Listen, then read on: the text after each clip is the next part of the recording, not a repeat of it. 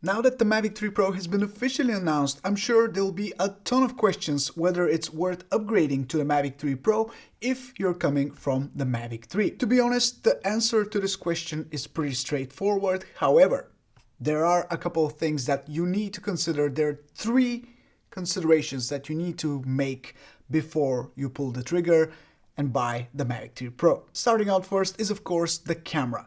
The biggest difference between these two models is the camera, and of course the brand new X3 lens that has been introduced in the Mavic 3 Pro lineup is amazing, but you need to consider whether you really need it. Personally, I can say for my own personal experience that I fell in love with this brand new lens. The 70mm look is something that I definitely need it when it comes to creating those great looking, interesting looking shots from a drone, because let's be fair, the 24mm wide angle lens is pretty standard and we've seen that traditional drone look, and we've been seeing it for the past couple of years and we're pretty familiar with it. However, if you want to become a better storyteller and evoke more emotions and create better looking images, then of course having different lenses help you tremendously. With this new X3 70mm lens, we are seeing exactly that because DJI is introducing a brand new look for our footage that previously has never been possible before. Now this is something special, as of course the Mavic 3 has the regular 166mm 7x zoom lens, which is great, and it has been reworked for the Mavic 3 Pro with a better aperture of f3.4 as opposed to f4.4 on the Mavic 3, and of course the image quality is a little bit better, but putting them side by side, there really isn't, that much big of a difference to justify getting the Mavic 3 Pro just because the X7 lens has been reworked. However, the X3 lens is what really makes the difference because it's a perfect middle ground between the wide angle look and the super zoomed look of the X7 telephoto lens, because now with this 70mm look out of the X3 lens, you are creating so much more depth, so many more layers, and that's completely changing the way your shots look like. I've noticed that in the past couple of weeks since I got the Mavic 3 Pro to check it out, I was mostly attracted to that focal length of 70mm because this is just the perfect middle ground. Like I said, I don't want to repeat myself, but that is really the perfect middle ground of, still catching a lot of details, still managing to cram a lot of objects into your shot, but not only to cram one big thing and not being able to focus on anything else. So you still have a lot of depth, you still have a lot of objects that you can capture in your shot, but you have that compression that otherwise you just simply cannot get with the wide angle lens. Combining that with the fact that this lens has great dynamic range, it shoots flat color profile, it supports all the intelligent flight modes that the regular 24mm lens supports as well, and that makes it a no-brainer, at least for me. So this is the first consideration that you need to make. How much will these changes affect your workflow, your type of filming, and how much will they improve your general experience with the drone? Because for me, they will completely change the way I shoot. They have already done that, but it's up to you to decide this huge factor, how much it's going to make a difference for you. The next consideration that you need to make is the price. If you already have the Mavic 3, then you might be a little bit pissed off because DJI introduces a new model every couple of months now, so you might feel a little bit left behind, and the price is kind of steep. Of course, new models are always expensive, and especially since they bring up new improvements, new upgrades, they are only getting more and more expensive. However, this is not exactly 100% true in this case, because if you don't have the Mavic 3 and you are looking to upgrade from any other drone, then it's actually a great deal to get the Mavic 3 Pro because it's slightly cheaper or exactly at the same price as the Mavic 3. So I am going to put the prices on the screen because they really tend to fluctuate between different combos, between different variations of the same drone. There are so many different configurations, so many different options and bundles that you can buy.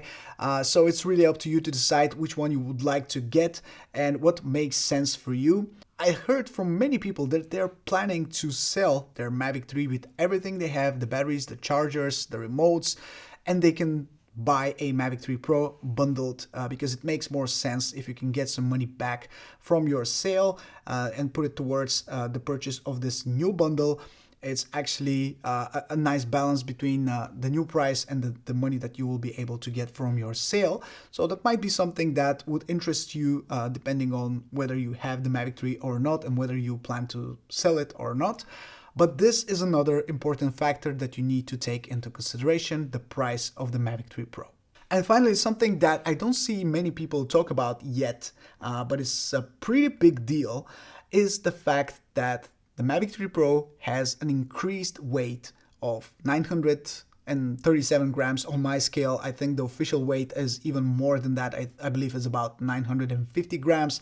I'm not exactly sure on the correct number. However, it's a lot more than 900, which is the limit in many European countries. And I'm not sure how it is in the US and in the other Western countries, but in Europe, you have a limit for flying a drone like this. It has to be under 900 grams. And if it's more than 900 grams, you need a different level of authorization. So you need a different certificate to legally fly this drone in Europe. And that is because this drone is now considered a pro drone. That of course has a lot more requirements, a lot more rules to be followed when talking about flying it in the city, close to people, whether they are involved in what you're filming or not, how much distance there is between you, the drone, and the person that is being filmed, and stuff like that. There's so many requirements, and European laws are pretty strict when it comes to flying a drone,